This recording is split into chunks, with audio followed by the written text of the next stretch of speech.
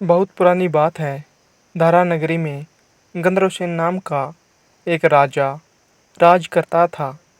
उसकी 4 रानियां थीं। उनके 6 लड़के थे, जो सब के सब बड़े ही चतुर और बलवान थे। संयोग से एक दिन राजा की मृत्यु हो गई और उसकी जगह उनका बड़ा बेटा शंख गद्दी पर बैठा। उसने कुछ दिन राज किया, लेकिन छोटे भाई विक्रम ने उसे मार डाला और स्वयं राजा बन बैठा। उसका राज्य दिनों दिन बढ़ता गया और वह सारे जम्बूद्वीप का राजा बन बैठा। एक दिन उसके मन में आया कि उसने घूमकर सैर करनी चाहिए और जिन देशों के नाम सुने हैं उन्हें देखना चाहिए। इसलिए वह गद्दी अपने छोटे भाई भर्तहरि को सौंपकर योगी बनकर राज्य से निकल पड़ा। उस नगर में एक ब्राह्मण तपस्या करता था। एक दिन भगवान ने खुश होकर ब्राह्मण को एक फल दिया और कहा कि इसे जो भी खाएगा वह अमर हो जाएगा। ब्राह्मण ने वह फल लाकर अपनी पत्नी को दिया और भगवान ने जो कहा वो भी बता दिया। ब्राह्मणी बोली, मैं अमर होकर क्या करूँगी? हमेशा भीख मांगती रहूँगी। इससे तो अच्छा मरना ही है। तुम इस फल को ले जाकर राजा को दे आओ और बदले में कुछ धन ले आओ। यह सुनकर ब्राह्मण फल लेकर राजा भर्तहरि के पास गया और सारा हाल कह सुनाया। भर्तहरि ने फल ले लिया और ब्राह्मण को 1 लाख रुपए देकर विदा कर दिया। भर्तहरि अपनी रानी को बहुत चाहता था। उसने महल में जाकर वह फल रानी को दे दिया। रानी का प्रेम चक्कर शहर कोतवाल से था। उसने वह फल कोतवाल को दे दिया। कोतवाल एक वेश्या के पास जाया करता था। वह उस फल को उस वेश्या को दे आया। वेश्या ने सोचा कि यह फल तो राजा को खाना चाहिए। वह उसे लेकर राजा भर्तहरि के पास गई और उसे दे दिया। भर्तहरि ने उसे बहुत सा धन दिया, लेकिन जब उसने फल को अच्छी तरह से देखा तब पहचान लिया। उसके दिल में बड़ी चोट लगी, पर उसने किसी से कुछ नहीं कहा। उसने महल में जाकर रानी से पूछा कि तुमने उस फल का क्या किया? रानी ने कहा, मैंने उसे खा लिया। राजा ने वह फल निकालकर रानी को दिखाया। रानी घबरा गई। रानी ने सारी बात सच सच कह दी। भर्तहरि ने पता लगाया तो उसे पूरी बात ठीक ठीक मालूम हो गई। वह बहुत दुखी हुआ। उसने सोचा, यह दुनिया माया जाल है, इसमें अपना कोई नहीं। वह फल लेकर बाहर आया और उसे धुलवाकर स्वयं खा लिया। फिर राजपाट छोड़ योगी का भेष बना जंगल में तपस्या करने चला गया। भर्तहरि के जंगल में चले जाने से विक्रम की गद्दी सूनी हो गई। जब राजा इंद्र को यह समाचार मिला तो उन्होंने एक देव को धरा नगरी की रखवाली के लिए भेज दिया। वह रात दिन वहीं रहने लगा। भर्तहरि के राजपाट छोड़कर वन में चले जाने की बात विक्रम को मालूम हुई। तब वह लौटकर अपने देश में वापिस आ गया। आधी रात का समय था। जब वह नगर में घुसने लगा तो देव ने उसे रोका। राजा ने कहा, मैं विक्रम हूँ, यह मेरा राज है। तुम रोकने वाले कौन होते हो? देव बोला, मुझे राजा इंद्र ने इस नगर की रक्षा के लिए भेजा है। तुम यदि सच में राजा विक्रम हो तो आओ पहले मुझसे लड़ो। दोनों में लड़ाई हुई। राजा ने जरा सी देर में देव को पछाड़ दिया। तब देव बोला, हे राजन, तुमने मुझे हरा दिया, मैं तुम्हें जीवन दान देता हूँ।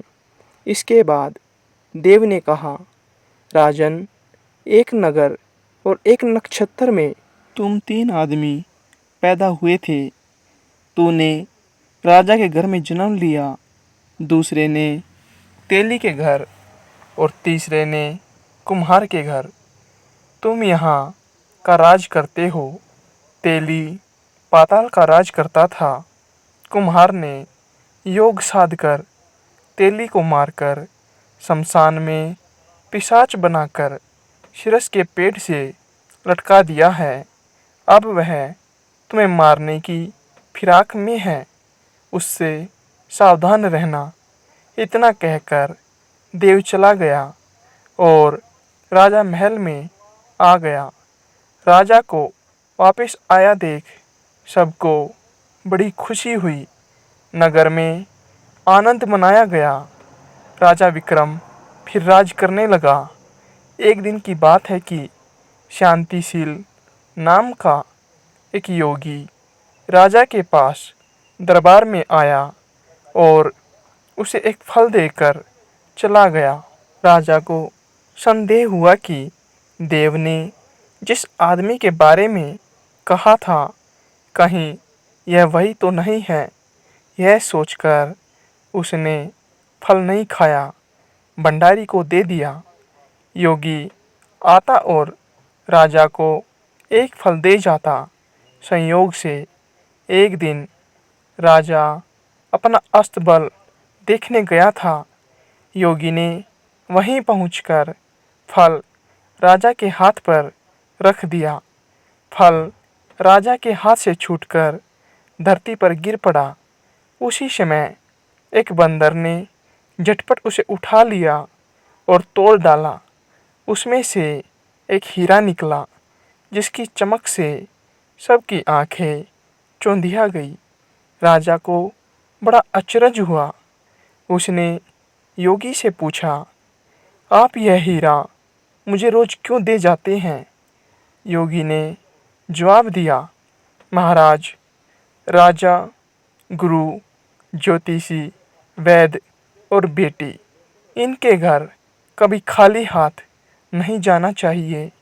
राजा ने भंडारी को बुलाकर पिछले सभी फल मंगवाए। तुड़वाने पर सभी में से एक एक हीरा निकला। इतने हीरे देखकर राजा को बड़ी खुशी हुई। उसने जोहरी को बुलवाकर उनका मूल्य पूछा। जोहरी बोला, महाराज, ये हीरे इतने कीमती है कि इनका मोल करोड़ों रुपए में भी नहीं आंका जा सकता। एक एक हीरा एक एक राज्य के बराबर है। यह सुनकर राजा योगी का हाथ पकड़कर गद्दी पर ले गया और बोला, योगीराज, सुनी हुई बुरी बातें दूसरों के सामने नहीं कही जाती। राजा उसे अकेले में ले गया। वहाँ जाकर योगी ने कहा, महाराज, बात यह है कि गोदावरी नदी के किनारे शमशान में मैं एक मंत्र सिद्ध कर रहा हूँ। उसके सिद्ध हो जाने पर मेरा मनोरथ पूरा हो जाएगा। तुम एक रात मेरे पास रहोगे तो मंत्र सिद्ध हो जाएगा। एक दिन रात को हथियार बांधकर तुम अकेले मेरे पास आ जाना। राजा ने कहा, ठीक है। इसके बाद योगी तारीख, समय और स्थान बताकर अपने मठ चला गया। दिए हुए समय पर राजा अकेला वहाँ पहुँचा। योगी ने कहा, राजन, यहाँ से दक्षिण दिशा में 2 कोस की दूरी पर शमशान में एक सिरस के पेड़ पर एक मुर्दा लटका है। उसे मेरे पास ले आओ, तब तक मैं यहाँ पूजा करता हूँ। यह सुनकर राजा वहाँ से चल दिया। बड़ी भयंकर डरावनी रात थी। चारों तरफ अंधेरा फैला था। पानी बरस रहा था। भूत प्रेत शोर मचा रहे थे। सांप आ आकर पैरों में लिपट रहे थे। लेकिन राजा हिम्मत के साथ आगे बढ़ता गया। जब वह शमशान में पहुंचा तो देखता क्या है कि शेर दहाड़ रहे हैं, हाथी चिंगाड़ रहे हैं, भूत प्रेत आदमियों को मार रहे हैं। राजा बेधड़क चलता गया और सिरस के पेड़ के पास पहुंच गया। पेड़ जड़ से फनंगी तक आग से धधक रहा था। राजा ने सोचा, हो न हो यह वही योगी है जिसकी बात देव ने बताई थी। पेड़ पर रस्सी से बंधा मुर्दा लटक रहा था। राजा पेड़ पर चढ़ गया और तलवार से रस्सी काट दी। मुर्दा नीचे गिर पड़ा और दहाड़ मार मार कर रोने लगा। राजा ने नीचे आकर पूछा, तू कौन है? राजा का इतना कहना था कि वह मुर्दा खिलखिलाकर हंस पड़ा। राजा को बड़ा अचरज हुआ। तभी वह मुर्दा फिर पेड़ पर जा लटका। राजा दोबारा पेड़ पर चढ़ा और रस्सी काटकर मुर्दे को बगल में दबाकर नीचे आया और बोला, बता तू कौन है? मुर्दा चुप रहा। तब राजा ने उसे एक चादर में बांधा और योगी के पास ले चला। रास्ते में वह मुर्दा बोला, मैं बेताल हूँ, तू कौन है और मुझे कहाँ ले जा रहा है? राजा ने कहा, मेरा नाम विक्रम है, मैं धारा नगरी का राजा हूँ, मैं तुझे योगी के पास ले जा रहा हूँ। बेताल बोला, मैं एक शर्त पर चलूँगा, अगर तू रास्ते में बोलेगा तो मैं लौटकर पेड़ पर जा लटकूँगा। राजा ने उसकी बात मान ली। फिर बेताल बोला, पंडित चतुर और ज्ञानी, इनके दिन अच्छी अच्छी बातों में बीतते हैं, जबकि मूर्खों के दिन कलह और नींद में। अच्छा होगा कि हमारी राह भली बातों की चर्चा में बीत जाए। मैं तुझे एक कहानी सुनाता हूँ, ले सुन। काशी में प्रताप मुकुट नाम का राजा राज्य करता था। उसे वज्र मुकुट नाम का एक बेटा था। एक दिन राजकुमार दीवान के लड़के को साथ लेकर शिकार खेलने जंगल गया। घूमते घूमते उन्हें तालाब मिला। उसमें कमल खिले थे और हंस किलोल कर रहे थे। किनारों पर घने पेड़ थे जिन पर पक्षी चहचहा रहे थे। दोनों मित्र वहाँ रुक गए और तालाब के पानी में हाथ मुंह धोकर ऊपर महादेव के मंदिर में गए। घोड़ों को उन्होंने मंदिर के बाहर बांध दिया। वे मंदिर में दर्शन करके बाहर आए। तब देखते क्या है कि तालाब के किनारे राजकुमारी अपनी सहेलियों के साथ स्नान करने आई है। दीवान का लड़का तो वहीं एक पेड़ के नीचे बैठा रहा, पर राजकुमार से रहा न गया। वह आगे बढ़ गया। राजकुमारी ने उसकी तरफ देखा तो वह उस पर मोहित हो गया। राजकुमारी भी उसकी तरफ देखती रही। फिर उसने जूड़े में से कमल का फूल निकाला, कान से लगाया, दांत से कुतरा, पैर के नीचे दबाया और फिर छाती से लगाकर अपनी सखियों के साथ चली गई।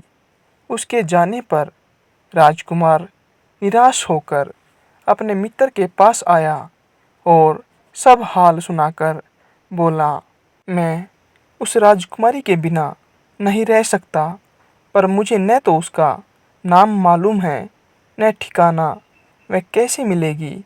दीवान के लड़के ने कहा, राजकुमार आप इतना घबराए नहीं, वह सब कुछ बता गई है। राजकुमार ने पूछा, कैसे?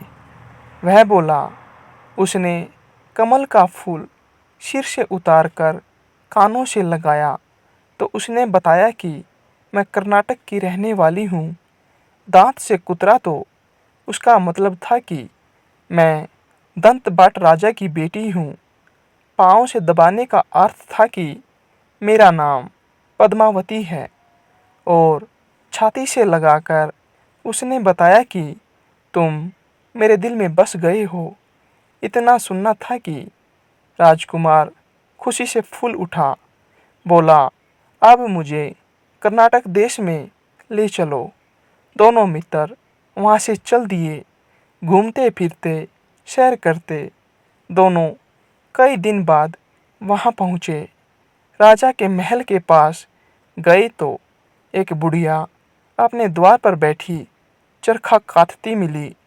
उसके पास जाकर दोनों घोड़ों से उतरे और बोले, माई, हम सौदागर हैं।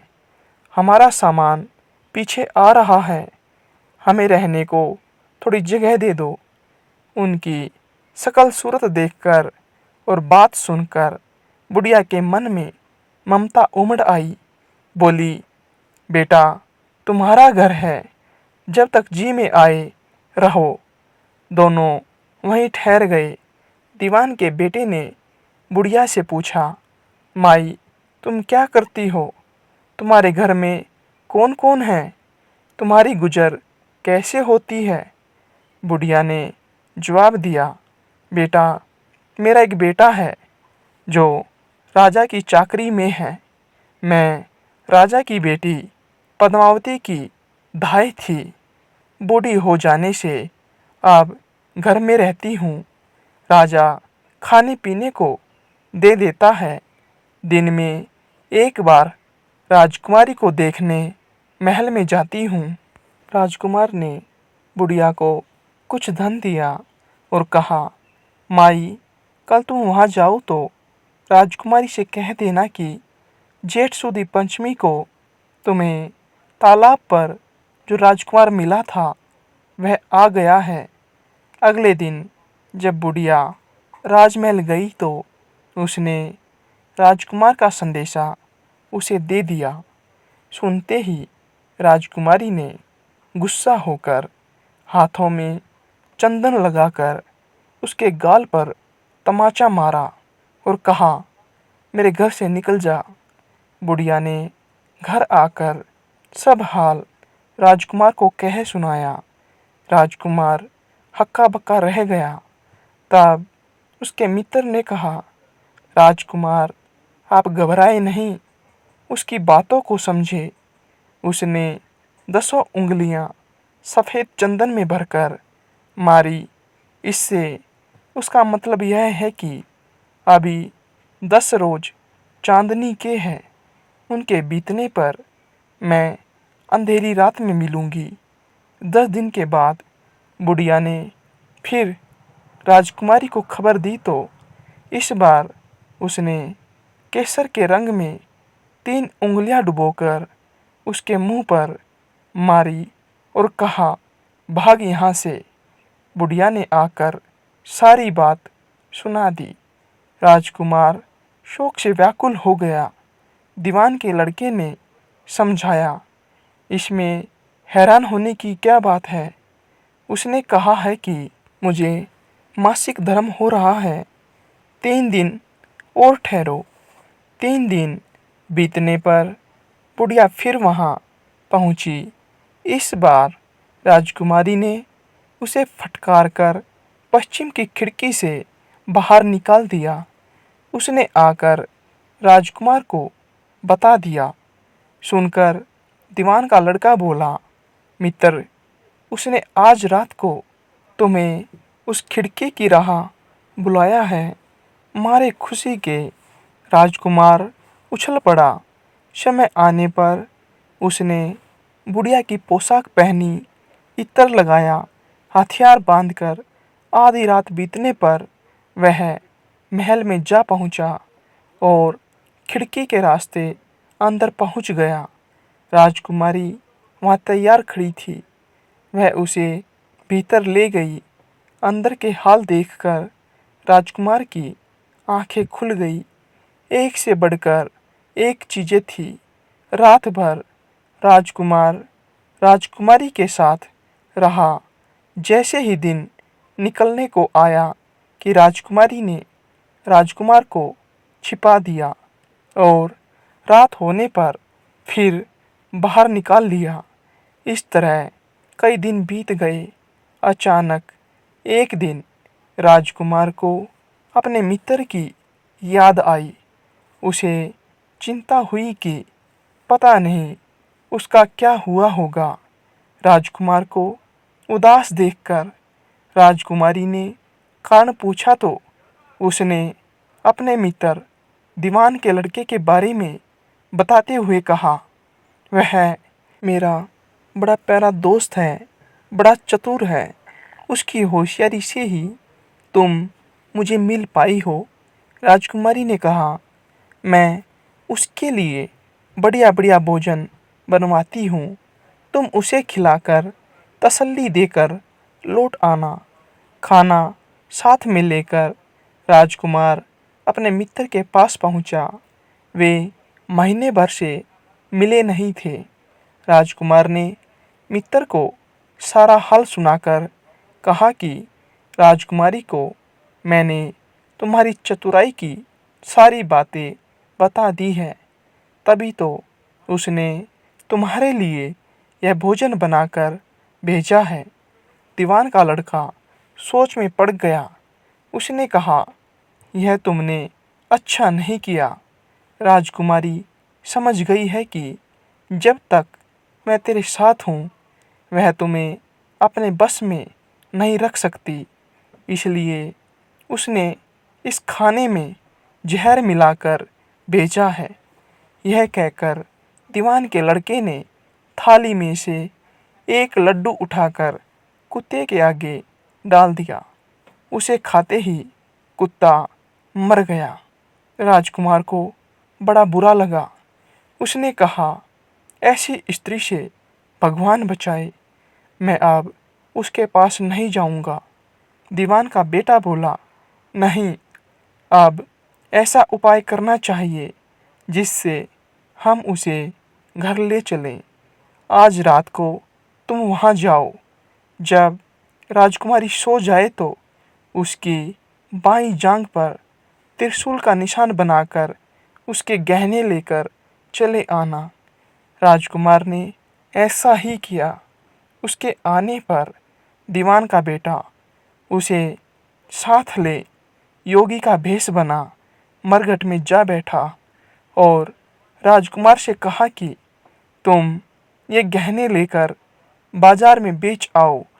कोई पकड़े तो कह देना कि मेरे गुरु के पास चलो और उसे मेरे पास ले आना। राजकुमार गहने लेकर शहर गया और महल के नज़दीक एक सुनार को वे गहने दिखाए। गहनों को देखते ही सुनार ने उन्हें पहचान लिया और कोतवाल के पास ले गया। कोतवाल ने पूछा, तब उसने कहा कि ये गहने मेरे गुरु ने मुझे दिए हैं। गुरु को भी पकड़वा लिया गया। सब राजा के सामने पहुँचे। राजा ने पूछा, योगी महाराज, ये गहने आपको कहाँ से मिले? योगी बने दीवान के बेटे ने कहा, महाराज, मैं मसान में काली चौदस को डाकिनी मंत्र सिद्ध कर रहा था। तभी डाकिनी आई। मैंने उसके गहने उतार लिए और उसकी बाईं जांघ में त्रिशूल का निशान बना दिया। इतना सुनकर राजा महल में गया और उसने रानी से कहा कि पद्मावती की बाईं जांघ पर देखो कि त्रिशूल का निशान तो नहीं है। रानी ने देखा तो निशान था। राजा को बड़ा दुख हुआ। बाहर आकर वह योगी को एक तरफ ले जाकर बोला, महाराज, धर्मशास्त्र में खोटी स्त्रियों के लिए क्या दंड है? योगी ने जवाब दिया, राजन, ब्राह्मण, गऊ, स्त्री, लड़का और अपने आश्रय में रहने वाले से कोई खोटा काम हो जाए तो उसे देश निकाला दे देना चाहिए। यह सुनकर राजा ने पद्मावती को डोली में बिठाकर जंगल में छुड़वा दिया। राजकुमार और दीवान का बेटा तो पाक में बैठे ही थे। राजकुमारी को अकेली पाकर साथ ले अपने नगर में लौट आए और खुशी खुशी रहने लगे। इतनी बात सुनाकर बेताल बोला, राजन, यह बताओ कि पाप किसको लगा है? राजा तुरंत बोला, पाप तो राजा को लगा। दीवान के बेटे ने अपने स्वामी का काम किया। कोतवाल ने राजा का कहना माना और राजकुमार ने अपना मनोरथ सिद्ध किया। राजा ने पाप किया जो बिना विचारे उसे देश निकाला दे दिया। राजा का इतना कहना था कि बेताल दोबारा उसी पेड़ पर जा लटका, क्योंकि शर्त यह थी कि कहानी सुनने के बाद राजा के मन में यदि कोई विचार आया और उसने वह विचार नहीं बताया तब उसकी तुरंत वहीं मृत्यु हो जाएगी। लेकिन यदि राजा बोला तो बेताल वापस पेड़ पर चला जाएगा, यानी राजा को चुपचाप चलते रहना होगा। यहाँ ऐसा ही हुआ। कहानी सुनने के बाद राजा ने बोलकर अपना जवाब दिया और बेताल वापस उसी पेड़ पर जा लटका। अब राजा दोबारा गया और बेताल को लेकर चल दिया। बेताल बोला, राजन सुनो, एक कहानी और सुनाता हूँ। अगली कहानी आपको अगले एपिसोड में मिलेगी।